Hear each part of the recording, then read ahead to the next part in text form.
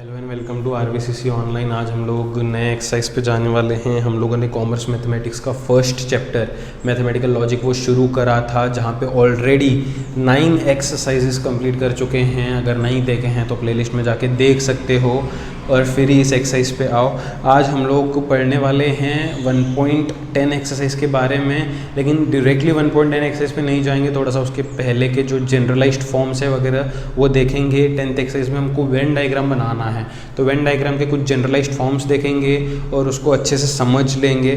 कुछ डिफ़िकल्ट नहीं है, हर साल बच्चों को ये बहुत डिफ़िकल्ट लगता है, लेकिन अगर अच्छे से समझ लोगे इसके पीछे का कॉन्सेप्ट तो बहुत आसानी से ये कर पाओगे। कुछ भी डिफ़िकल्ट है नहीं इसमें, राइट। तो बस ध्यान से गौर से सुनिए और मैं ये गारंटी के साथ कह सकता हूँ कि अगर सारे वीडियोस जो वेन डायग्राम पे मैंने बनाए हैं, 1 या 2 जितने भी होंगे, अब देखते हैं शायद 2 पार्ट्स में इसको डिवाइड करके हम लोग करें, तो वो अगर देख लोगे अच्छे से तो कोई भी वेन डायग्राम बढ़िया तरीके से बनाने आ जाएगा, राइट। तो टाइम वेस्ट ना करते हुए जंप करते हैं कुछ जनरलाइज्ड फॉर्म्स पे, जनरलाइज्ड स्टेटमेंट्स पे।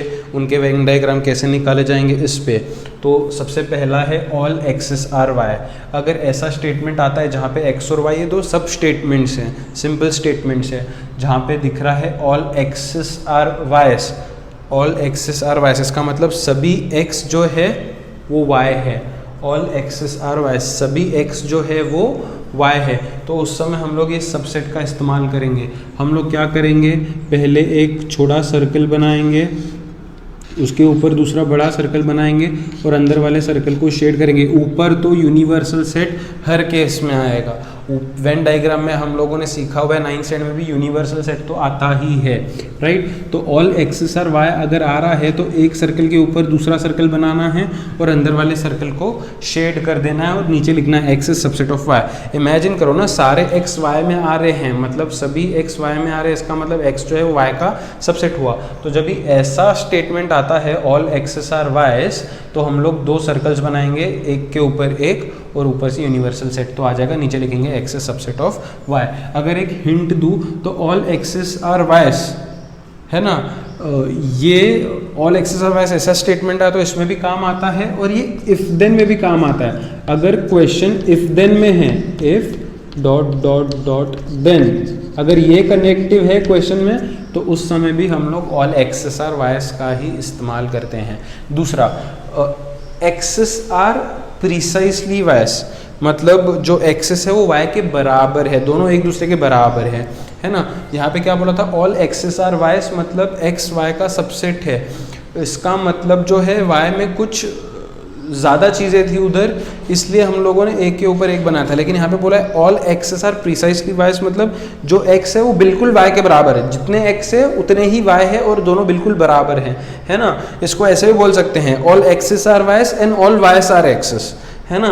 ऐसे भी बोल सकते हैं इसको, all x's are y's and all y's are x's. तो उस समय क्योंकि दोनों बराबर हैं, इक्वल हैं, तो एक ही सर्कल बनाना है और लिखना है कि x जो है वो y के बराबर है और y जो है वो x के बराबर है। ऊपर से यूनिवर्सल सेट तो आएगा। अगर इसका भी मैं हिंट दूं तो ये कब काम आता है, इफ एंड ओनली इफ, जब कनेक्टिव होता है उस समय भी ये काम आता है। या फिर ऐसा क्वेश्चन आए कि all x's are y's and all y's are x's, तो उस समय भी ये काम में आता है, फिक्स कर लो दिमाग में।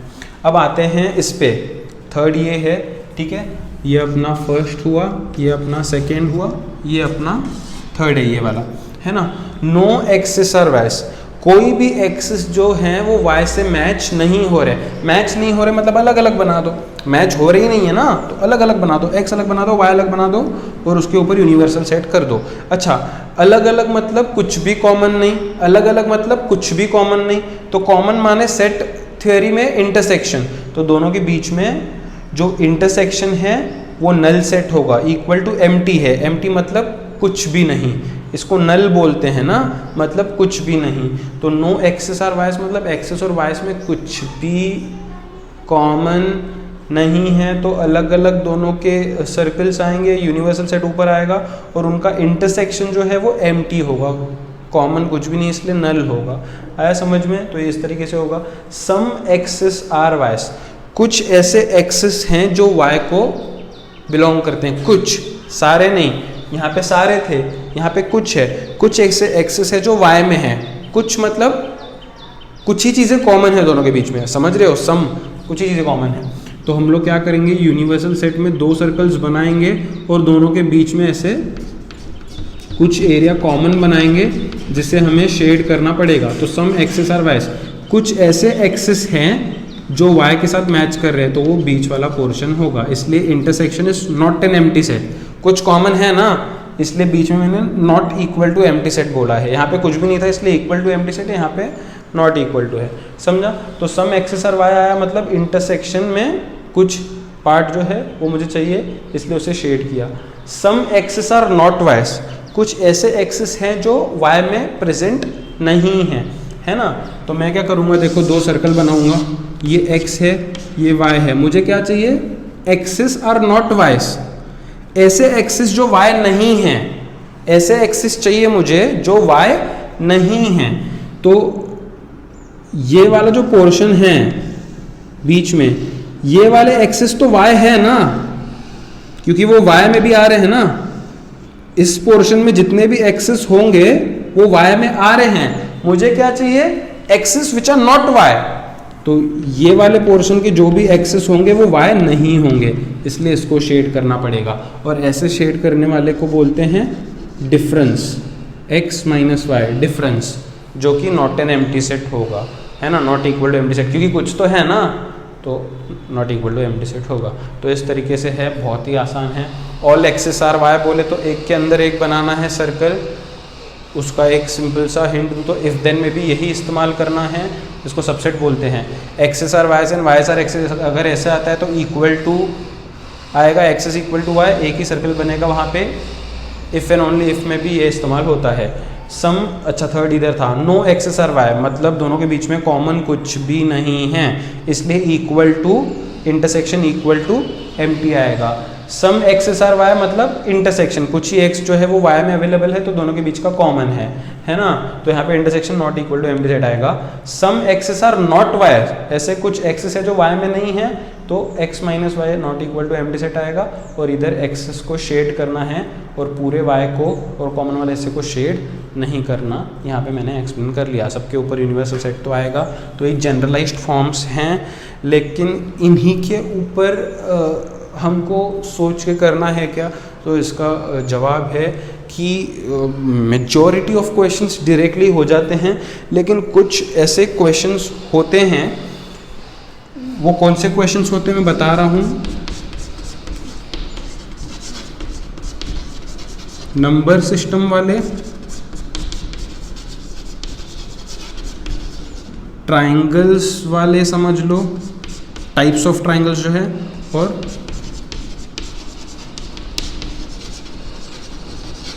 क्वाड्रिलेटरल्स वाले, जिन पे हमको थोड़ा सा सोचना होता है, डायरेक्टली नहीं करना होता है। नंबर सिस्टम मतलब natural number, real number, whole number, ऐसे जो क्वेश्चन आते हैं उसके लिए सोचना है।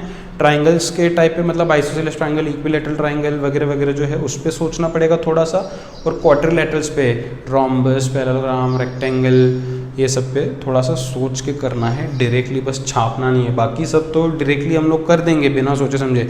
सम एक्सेस वाई दिख रहा है ये कर दो, ऑल एक्सेस वाई, सम एक्सेस वाई दिख रहा है ये कर दो, ऑल एक्सेस वाई दिख रहा है ये कर दो, नो एक्सेस वाई ये कर दो, डायरेक्टली कर दो। लेकिन कुछ केसेस में, इन केसेस में मेजॉरिटी ऑफ द टाइम्स सोचना पड़ता है, ठीक है। मेरी मानो फटाफट से ही जनरलाइज्ड फॉर्म्स जो है वो बना लो बुक में और बढ़िया तरीके से देख दो, बढ़िया तरीके से, है ना। फिर से जब ऑल एक्सेस आर वाई आएगा तो एक के अंदर एक सर्कल बनेगा, x's are y's and y's are x's आएगा तो इक्वल आ जाएगा, नो एक्सेस आर वाई है तो अलग अलग सर्कल आ जाएगा। सम बोले मतलब इंटरसेक्शन आ जाएगा। समझ रहे हो कि नहीं समझ रहे हो? सम एक्सेस आर नॉट वाई बोले तो डिफरेंस आ जाएगा, ये वाला शेड होगा। बढ़िया तरीके से नोट कर लो, ज़्यादा मुश्किल कुछ है नहीं, राइट, कर लो। तो इंट्रोडक्शन में हम लोगों ने ये 5 जो जनरलाइज्ड फॉर्म्स थे वो देखे, और मैंने बोला कुछ एक्सेप्शनल केसेस भी होते हैं नंबर सिस्टम्स में खास करके, और क्वाड्रिलेटरल्स में खास करके। ये दोनों में कुछ एक्सेप्शनल केसेस होते हैं जहाँ पे हमको सोचना पड़ता है, जहाँ पे ये केसेस शायद फॉलो ना, ये जो जनरलाइज्ड फॉर्म्स है वो शायद फॉलो ना हो या उसको कुछ अलग तरीके से हम लोग करेंगे। दिखेगा कुछ ऐसा ही डायग्राम, लेकिन थोड़ा सा बच्चों को वहाँ पे कन्फ्यूजन होता है। तो एक्सेप्शनल केसेस मतलब नंबर सिस्टम्स में मेजॉरिटी ऑफ द टाइम्स और टाइप्स ऑफ क्वार्टर लेटर्स में मेजॉरिटी ऑफ द टाइम्स आता है, तो उसमें हमको सोच के करना है, ठीक है। तो डायरेक्टली मैं एक्सरसाइज पे नहीं जा रहा हूँ, क्योंकि एक्सरसाइज के जो क्वेश्चंस हैं वो बहुत बेसिक हैं। इसके जो एग्जाम्पल्स वाले क्वेश्चंस हैं वो थोड़े से टफ हैं, इसलिए एग्जाम्पल से शुरू करेंगे, बाद में हम लोग एक्सरसाइज पे जाएंगे। तो एग्जाम्पल के 2 क्वेश्चंस मैंने लिखे हैं, मेरे पास जगह इतना ही है तो मैं दो करके समझा रहा हूँ। तो एग्जाम्पल्स का जो पहला क्वेश्चन है वो है इक्विलैटरल ट्राइंगल्स आर आइसोसेलेस, है ना। अब इक्विलैटरल ट्राइंगल्स आर आइसोसेलेस मतलब all equilateral triangles are isosceles, right. All equilateral triangles are isosceles ऐसा बोल सकते हैं ना। All equilateral triangles are isosceles मतलब all equilateral triangles are isosceles, समझ में आता है। तो ऑल एक्सेस आर वाइस इसमें चला जाएगा, तो सर्कल के ऊपर सर्कल आएगा और यूनिवर्सल सेट आएगा। तो मुझे पहले यहाँ पे क्या करना पड़ेगा, सबको फिक्स करना पड़ेगा। मैं लिखता हूँ लेट यू यूनिवर्सल सेट है। यूनिवर्सल सेट सबसे बड़ा सेट कंसीडर करना है, सबका बाप कंसीडर करना है यूनिवर्सल सेट। तो यूनिवर्सल सेट में लिखता हूँ set of all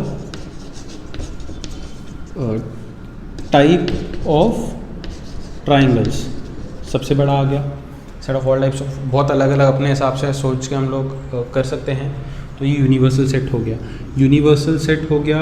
all x's are vice है ना, ये एक्सेस है ये वाइस है, राइट। तो एक सेट में फिक्स करता हूँ यहाँ पे, कुछ भी नाम का वैसे कर सकते हैं, ABCDEF कुछ भी। मैं दे रहा हूँ ई नाम दे रहा हूँ। क्या है, इक्विलैटरल ट्राइंगल ना। मैं लिख रहा हूँ सेट ऑफ इक्विलैटरल, समझ लेना, triangles, right, set of equilateral triangles. और दूसरा है आइसोसेलेस, उसको आय बोल देता हूँ। मैं लिखता हूँ सेट ऑफ आइसोसेलेस ट्राइंगल्स। अब इसका वेन डायग्राम हमें बनाना है। यहाँ पे इसका वेन डायग्राम हमें बनाना है, तो सबसे पहले किस तरीके से बनाएंगे, ऑल एक्सेस आर वाइस है ना, तो ऑल एक्सेस आर वाइस में ये एक्सेस था ये वाइस था, तो पहले एक्सेस बनाएंगे, ठीक है। ये आ गया अपना इक्विलैटरल ट्राइंगल, या फिर यहाँ पे कॉर्नर में मैं लिखता हूँ इक्विलैटरल ट्राइंगल। उसके ऊपर आएगा अपना, अच्छे से सर्कल बना लेना अब तुम लोग, उसके ऊपर आएगा अपना आई माने आइसोसेलेस ट्राइंगल, और सबके ऊपर आएगा बॉस यूनिवर्सल सेट, सबके ऊपर आएगा बॉस यूनिवर्सल सेट। तो ऑल एक्सेस आर वाइस में हम लोग अंदर वाला हिस्सा शेड करते हैं, जैसे कि हम लोगों ने ऑलरेडी डिस्कस करा हुआ है। तो ये वेन डायग्राम इस तरीके से दिखेगा, जहाँ पे हम लोग बोलेंगे x जिसे मैंने e माना है इस सबसेट ऑफ y जिसे मैंने I माना है। तो ये डायग्राम इस तरीके का दिखेगा। आई होप किसी को दिक्कत तो नहीं है। पहले मैंने ई बनाया, उसके ऊपर मैंने आई बनाया, सबके ऊपर मैंने यूनिवर्सल सेट बनाया। ऑल एक्सेस ऑफ आई में अंदर वाला शेड होता है। अंदर वाला शेड क्या, पहला जनरलाइज्ड फॉर्म है ना। नीचे एक स्टेटमेंट लिखना है, given Venn diagram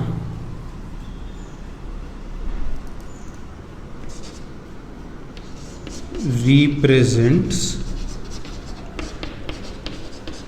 truth of statement that is E is subset of I, है ना। ट्रुथ लिखना है, ट्रुथ वैल्यू नहीं लिखना है, ठीक है। तो इस तरीके से ये पहला जो एग्जाम्पल है वो हो गया। पॉज करके नोट कर लो। तो सेकेंड जो एग्जाम्पल है वो मैं समझाऊँ। फर्स्ट एग्जाम्पल हम लोगों ने देख लिया है, अभी हम लोग बढ़ते हैं सेकेंड एग्जाम्पल पे, जहाँ पे दिया गया है सम रेक्टेंगल्स आर स्क्वायर्स। अब तुम लोग सोचोगे ये सम एक्सेस आर वाइस में जाएगा, है ना। ये यहाँ पे है सम एक्सेस आर वाइस पे, जहाँ पे इंटरसेक्शन होगा, है ना। ऐसा हम लोग सोचते हैं और ये सही भी है। क्योंकि सम रेक्टेंगल्स और स्क्वायर्स पढ़ते ही हमारे दिमाग में ये चीज़ आती है, लेकिन स्क्वायर्स और रेक्टेंगल्स ये है क्वाड्रिलेटरल्स। और मैंने बोला क्वाड्रिलेटरल वाले सम को सोच समझ के करना है, क्योंकि उसमें बहुत सारे एक्सेप्शंस होते हैं, काफ़ी एक्सेप्शंस होते हैं उसमें। तो ये एक्सेप्शंस को ध्यान में रखना है कि क्वाड्रिलेटरल के जब सम्स आएंगे तो दिमाग लगाना है ना। दिमाग क्या लगाना है मैं बताता तुम लोगों को। सबसे ऊपर है, सबसे बड़ा है, सबसे पहले तो क्वाड्रिलेटरल आएगा, है ना। क्वाड्रिलेटरल में सबका बाप है पैरेललोग्राम। पैरेललोग्राम से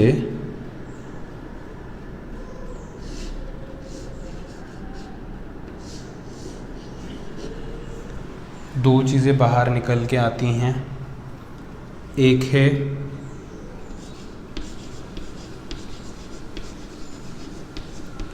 रोम्बस, एक है रेक्टेंगल। अगर इन दोनों को मिलाएंगे तो एक चीज़ बाहर निकल के आती है स्क्वायर, है ना। ये इतना तो बेसिक है, मालूम होना ही चाहिए कि पैरेललोग्राम के अंदर रोम्बस और रेक्टेंगल आ जाएगा और इन दोनों के अंदर स्क्वायर आएगा, इन दोनों के अंदर स्क्वायर आएगा। या हाँ, पैरेललोग्राम के अंदर रोम्बस आ जाता है, पैरेललोग्राम के अंदर रेक्टेंगल आ जाता है, पैरेललोग्राम के अंदर स्क्वायर भी आ जाता है, रोम्बस के अंदर स्क्वायर आ जाता है, रेक्टेंगल के अंदर स्क्वायर आ जाता है ना। तो इस तरीके से ये होगा, अंदर आता है। मतलब इसका ये मतलब हुआ कि ये चार्ट जब तक नहीं आएगा तब तक ऐसे सम हमको करने नहीं आएंगे, समझा। पैरेललोग्राम के अंदर रोम्बस आता है, मैं बोल रहा हूँ पैरेललोग्राम के अंदर रेक्टेंगल आता है, तो ये एक दूसरे के अंदर बनाने हैं। जब भी क्वाड्रिलेटरल वाला क्वेश्चन आता है तो हमेशा वो एक दूसरे के अंदर आएंगे मेजॉरिटी ऑफ द टाइम्स। तो यहाँ पे बोला है सम रेक्टेंगल्स और स्क्वायर्स, ये बात सही है, लेकिन ये डायग्राम ऐसा नहीं दिखेगा, डायग्राम ऐसा दिखेगा, समझ में आया। सम एक्सेस और वाइस है, फिर भी डायग्राम ऐसे दिखेगा, क्योंकि बेसिक क्वाड्रिलेटरल का जो चार्ट है वो जो लोअर स्टैंडर्ड्स में हमको पढ़ाया जाता है उसके हिसाब से हमको करना है। तो सारे स्क्वायर्स जो हैं वो रेक्टेंगल होते हैं बेसिकली, सारे स्क्वायर्स जो है वो रोम्बस होते हैं बेसिकली। समझ में आ रहा है तुम लोगों को। सारे स्क्वायर्स जो हैं वो पैरेललोग्राम होते हैं बेसिकली, तो ये एक दूसरे के अंदर आएगा। तो क्वाड्रिलेटरल के सम्स थोड़ा सोच समझ के करना है, वो हमेशा डायग्राम इस तरीके का नज़र आएगा, समझा। क्वाड्रिलेटरल्स में नंबर सिस्टम है, जब नंबर सिस्टम वाला सम आएगा उस समय भी मैं एक चार्ट दूंगा जिसे याद करना है। ये बेसिक चार्ट है बहुत, इसमें और भी चीज़ें मैं ऐड ऑन कर सकता हूँ, लेकिन इसके बाहर का आएगा नहीं, बस ये चार्ट याद कर लो, ठीक है। तो अभी यहाँ पे क्या है, रेक्टेंगल के अंदर स्क्वायर आएगा, तो सम रेक्टेंगल्स आर स्क्वायर्स, ठीक है। तो सबसे पहले फिक्स करते हैं यूनिवर्सल सेट। मैं लिखता हूँ लेट यू क्या है, सेट ऑफ ऑल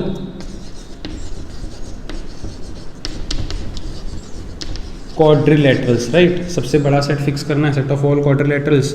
फिर पहले मैं फिक्स करता हूँ आर क्या है, सेट ऑफ ऑल रेक्टेंगल्स। फिर एस क्या है, सेट ऑफ ऑल स्क्वायर्स, है ना। रेक्टेंगल के अंदर स्क्वायर आएगा, रेक्टेंगल के अंदर स्क्वायर आएगा। तो मान लो ये रेक्टेंगल है, उसके अंदर स्क्वायर आ जाएगा, सबके ऊपर यूनिवर्सल सेट आ जाएगा, है ना। इसको शेड कर दो, ये ऐसा हो जाएगा। नीचे लिखना है S is subset of R। आया समझ में? तो लिखने का when diagram represents truth of statement that is S subset of R। समझ में आया? सम एक्सेस आर वाइज था लेकिन डायग्राम कैसे बना? ऑल एक्सेस आर वाइज की तरह। सोच समझ के करो। क्यों? क्योंकि एक्सेप्शनल केस है क्वाड्रिलेटरल्स का, इसलिए ऐसा हुआ। स्क्रीन पॉज करके नोट करो।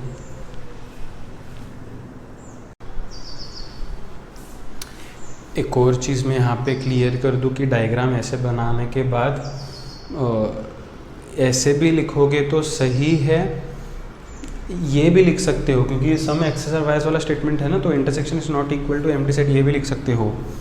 क्या लिखोगे? और S intersection R is not equal to empty set, ये लिखोगे तो भी चलेगा, ये लिखोगे तो भी चलेगा। अगर मुझसे पूछोगे प्रेफरेंस किसको देना है तो इसको ज़्यादा प्रेफरेंस दोगे तो बेहतर है, क्योंकि सम एक्सेस आर वाइज ऐसा स्टेटमेंट था और उसका हम लोग लिखते हैं कि intersection is not equal to empty set है, तो ये लिखोगे तो ज़्यादा बेहतर होगा, लेकिन इस पर रॉन्ग भी नहीं दिया जाएगा। राइट, जल्दी कर लो, जल्दी कर लो, चलो। तो एग्जाम्पल 3 पे बढ़ते हैं, देखते हैं एग्जाम्पल 3 में क्या लिखा गया है। No cooperative industry is a proprietary firm. ठीक है, तो ना ही ये क्वाड्रिलेटरल वाला सम है, ना ये नंबर सिस्टम वाला सम है, तो डायरेक्टली जो है जनरलाइज्ड फॉर्म उसको इस्तेमाल करेंगे। नो एक्सेस आर वाइज है ना, ये हो गया ना, नो एक्सेस आर वाइज में आ गया ना। No cooperative industries a proprietary form मतलब no x's are y's, directly वो स्टैंडर्ड फॉर्म जो है जनरलाइज्ड फॉर्म है उसको इस्तेमाल करो। एक्सेप्शनल केसेस में सिर्फ थोड़ा सोचना है, बाकी डायरेक्ट करते चलो डायरेक्ट। ठीक है, तो ये एक्स है, ये वाई है मान लो। तो सबसे पहले तो यूनिवर्सल सेट फिक्स करता हूँ, लेट, ये सोल्यूशन है, let universal set be set of all industries, right, set of all industries. X बोलता हूँ, एक्स क्या है? सेट ऑफ कोऑपरेटिव इंडस्ट्रीज, थोड़ा तेज कर रहा हूं मैं। वाई, वाई क्या है? Set of proprietary firms. X और वाई फिक्स कर दिया। ठीक है, तो क्योंकि ये नो एक्सेस आर वाई है तो उसका जनरलाइज्ड फॉर्म क्या है? नो एक्स आर वाई में कुछ भी कॉमन नहीं होगा, अलग अलग बनाना है ना। ये एक्स है समझ लो, ये वाई है समझ लो, और ये यूनिवर्सल सेट आ गया। ये एक्स है, ये वाई है, दोनों के बीच में इंटरसेक्शन जो है वो नल सेट है। नल सेट मतलब कुछ भी नहीं है, नीचे लिखना है Venn diagram represents truth of statement that is intersection is equal to empty। No x's are y's था, डायरेक्टली स्टैंडर्ड फॉर्म उठाया कर दिया। फटाफट से पॉज करके कर लो। तो बढ़ते हैं अगले एग्जाम्पल पे। अगला एग्जाम्पल कहता है all rational numbers are real numbers. All rational numbers are real numbers मतलब ऑल एक्सेस आर वाइस में चला जाएगा। ये नंबर सिस्टम पे बेस्ड है, बिल्कुल नंबर सिस्टम पे बेस्ड है।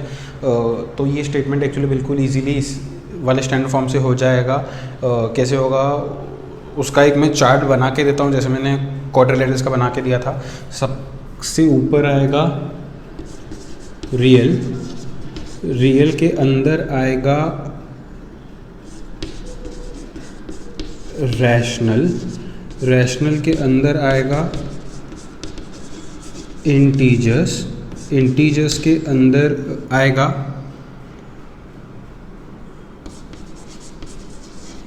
होल, होल के अंदर आएगा नेचुरल, है ना। तो रियल नंबर्स के अंदर ये सब आ जाता है, रैशनल के अंदर ये सब आ जाता है, इंटीजर्स के अंदर ये सब आ जाता है, होल के अंदर ये सब आ जाता है, नेचुरल के अंदर कोई नहीं आता, है ना। तो बेसिकली यहाँ पे क्या बोला है, all rational numbers are real numbers. तो रियल नंबर्स के अंदर ही रैशनल नंबर्स आ जाएगा, रियल नंबर्स के अंदर ही रैशनल नंबर्स आ जाएगा। तो ये टेबल याद कर देना, है ना। तो ऑल एक्सेस आर वाइज वाला फॉर्मेट ही यहाँ पे चलेगा। तो यू क्या फिक्स करेंगे, set of all number systems बोल देता हूँ, जितने भी नंबर सिस्टम्स है। उसके बाद हम लोग फिक्स करते हैं एक्स क्या है, रैशनल नंबर्स है ना, set of rational numbers. Y क्या है, सेट ऑफ रियल नंबर्स। तो रियल नंबर्स के अंदर रैशनल नंबर्स आएंगे, तो रियल नंबर्स बनाने हैं पहले। रियल नंबर्स मतलब वाई, रियल नंबर्स के अंदर रैशनल नंबर्स आएंगे, रैशनल नंबर्स मतलब एक्स। इसको शेड करना है और इसको यूनिवर्सल सेट यू बोलना है और लिखना है x is subset of y. X जो है वो वाई का सबसेट है। इस तरीके से आ जाएगा। नीचे जो है वो स्टेटमेंट वगैरह लिखना ही है कि Venn diagram represents truth of statement which is x subset of y. तो किसके अंदर कौन आता है ये चार्ट बना लो और दिमाग में घुसा लो, फिक्स कर लो। फटाफट से स्क्रीन पॉज करके नोट कर लो, ये तो बहुत ही ईजी सम था।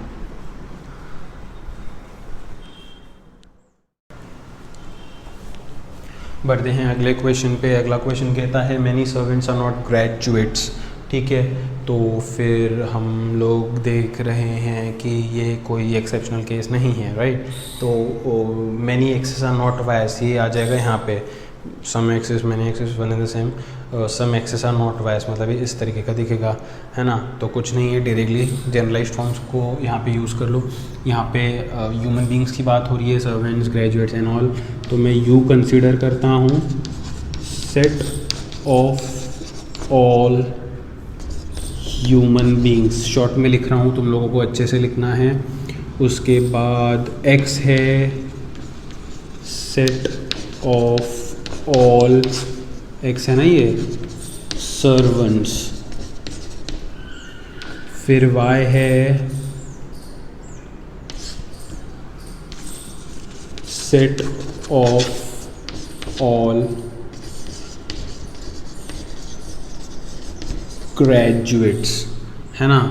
जनरलाइज्ड फॉर्म क्या कहता है, सम एक्स आर नॉट वाई में यहाँ पे देख सकते हो, है ना। तो उस तरीके से बनाएंगे। ये है सर्वेंट्स, ये है ग्रेजुएट्स, है ना। ये बीच में जो है कॉमन, वो ऐसे सर्वेंट्स हैं जो ग्रेजुएट्स हैं।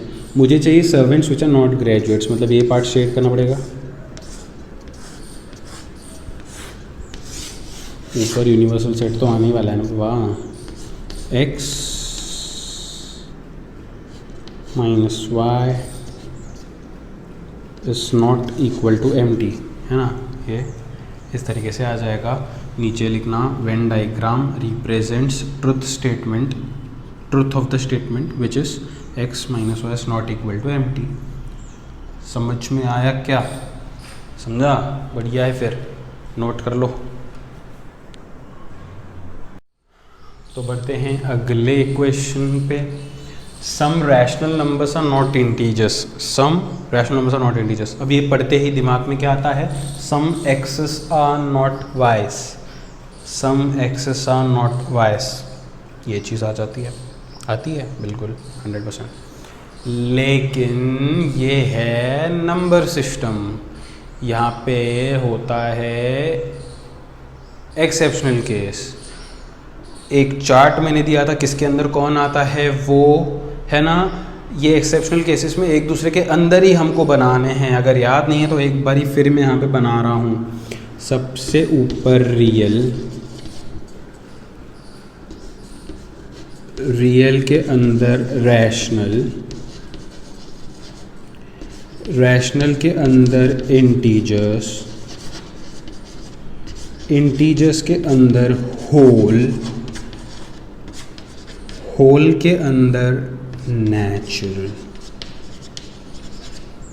ये एक दूसरे के अंदर इस तरीके से आते हैं। तो यहाँ पर रैशनल और इंटीजर्स की बात हो रही है, तो रैशनल के अंदर इंटीजर्स आ जाएगा, है ना। तो फिक्स करते हैं फिर। लेट यू को मैं लिखता हूँ set of all real numbers लिख दो, या नंबर सिस्टम्स लिख दो, ऑल रियल नंबर्स, अपने हिसाब से यूनिवर्सल सेट फिक्स करते हैं सबसे बड़ा। तो x क्या है, रैशनल नंबर्स है ना, set of all rational numbers. y क्या है, इंटीजर्स है। मैं लिखता हूँ set of all integers, set of all integers. तो रैशनल के अंदर इंटीजर्स आता है, रैशनल के अंदर इंटीजर मतलब x के अंदर y आएगा। समझ पा रहे हो बात को, रैशनल नंबर्स के अंदर इंटीजर्स आएगा तो x के अंदर ये अंदर लिखता हूँ y आ जाएगा, उसके ऊपर यूनिवर्सल सेट तो है ही बाबा, है ना। तो अब इन लोगों ने बोला some rational numbers are not integers, तो इंटीजर्स को मत शेड करो। ऐसे रैशनल नंबर्स को शेड करना है जो इंटीजर्स नहीं है ना, नॉट इंटीजर्स बोला है, rational numbers which are not integers. तो ये तो इंटीजर्स का पार्ट हुआ, y क्या है, इंटीजर्स है ना।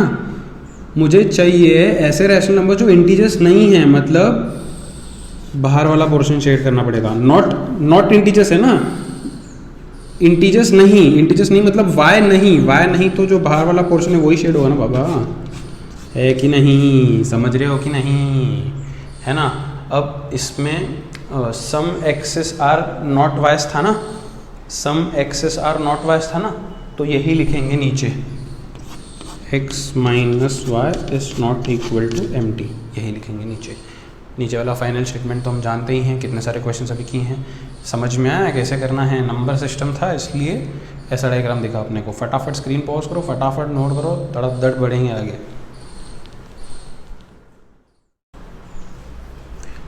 बढ़ते हैं अगले क्वेश्चन पे। ये क्वेश्चन तो तमाम अलग है सबसे, इसको तो स्टार करके ही रख दो, है ना। कुछ ही एक आध ऐसा क्वेश्चन है जो सबसे थोड़ा सा अलग ही है। यहाँ बोला है some quadratic equations have equal roots. कुछ ऐसे क्वाड्रेटिक इक्वेशंस है जिनके रूट्स इक्वल हैं। अभी सभी क्वाड्रेटिक इक्वेशन के 2 रूट्स तो आते हैं, ये सब हम लोग जानते हैं, है ना। उसमें से कुछ ऐसे होते हैं जिनके रूट्स इक्वल होते हैं, उसमें से कुछ ऐसे होते हैं जिनके रूट्स इक्वल होते हैं। All quadratic equations have 2 roots out of which we get some quadratic equations who have equal roots, right. तो यहाँ पे सबसे पहले मैं u फिक्स करता हूँ। u क्या है, सेट ऑफ ऑल इक्वेशंस। उसके बाद में a फिक्स करता हूँ या x फिक्स करता हूँ। x क्या है,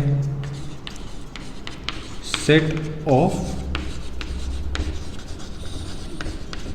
क्वाड्रेटिक इक्वेशंस। फिर मैं y फिक्स करता हूँ। y क्या है, equations having equal roots, set of quadratic equations with equal roots.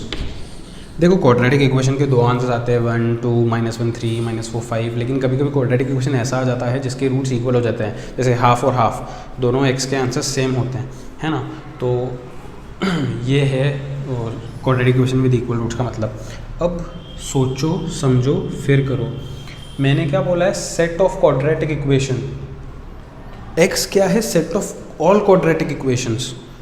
x क्या है, set of all quadratic equations, मतलब उसमें हर एक क्वाड्रेटिक इक्वेशन आ गया जिसके रूट्स इक्वल हैं, जिसके रूट्स इक्वल नहीं हैं, जिसके रूट्स रियल हैं, जिसके रूट्स रियल नहीं हैं, सारे x में आ गए, सारे x में आ गए।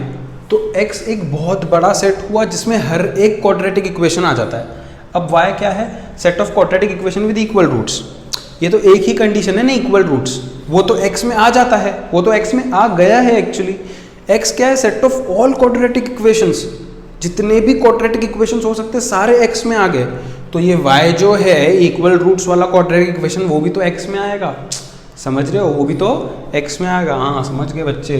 तो y जो है वो x में आएगा, तो पहले x बनाना पड़ेगा, उसमें जो है वो y आ जाएगा, ऊपर से यूनिवर्सल सेट तो है ही, है ना। तो इस तरीके से हम लोग करेंगे, समझा। नॉट वाई तो था नहीं, नॉट वाई होता तो बाहर शेड करता मैं, है ना। तो इस तरीके से आ गया।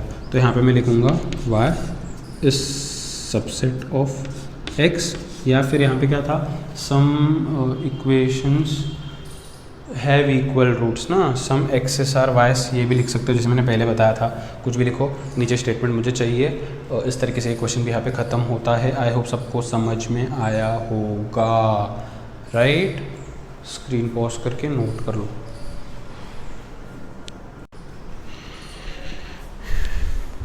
बढ़ते हैं आखिरी एग्जाम्पल पे। आई होप सबको समझ रहा है। फिर हम लोग एक्सरसाइज पे जाएंगे। काफ़ी एग्जाम्पल्स भी डिस्कस हो गए हैं, एक जनरल आइडिया तो मिल ही चुका होगा कि किस तरीके से वेन डायग्राम हम लोग करते हैं और आगे भी करेंगे, right. All natural numbers are real numbers and x is not a natural number. तो ये जो बाद में का स्टेटमेंट है इसको छोड़ दो, इसको छोड़ दो। मेन क्वेश्चन है all natural numbers are real numbers, all x's are y's, all x's are y's, number system है ये, राइट। नंबर सिस्टम का मैंने दिया था चार्ट, जहाँ पे हम लोगों ने देखा था रियल के अंदर ही नेचुरल आता है, रियल के अंदर बहुत कुछ आता है तो रियल के अंदर नेचुरल भी आ जाता है, राइट। तो रियल के अंदर नेचुरल आ जाता है। तो सबसे पहले मैं लिखूँगा यू को फिक्स कर दो, set of all number system, set of all complex number, कुछ भी फिक्स कर दो, set of all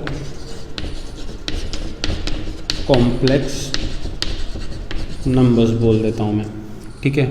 natural numbers है ना, तो एक्स को बोलता हूँ set of natural numbers, short में लिख रहा हूँ, अभी कितने सारे एग्जांपल्स करवाए हैं मैंने। वाई लिखता हूँ सेट ऑफ रियल नंबर्स, है ना। तो मेरी बात समझो ध्यान से, रियल के अंदर नेचुरल आता है, रियल के अंदर नेचुरल आता है, तो पहले रियल बनाना पड़ेगा। रियल मतलब वाई, रियल के अंदर कौन आता है, नेचुरल आता है, मतलब एक्स आता है। सबके ऊपर कौन आता है, बॉस, यूनिवर्सल सेट आता है, राइट।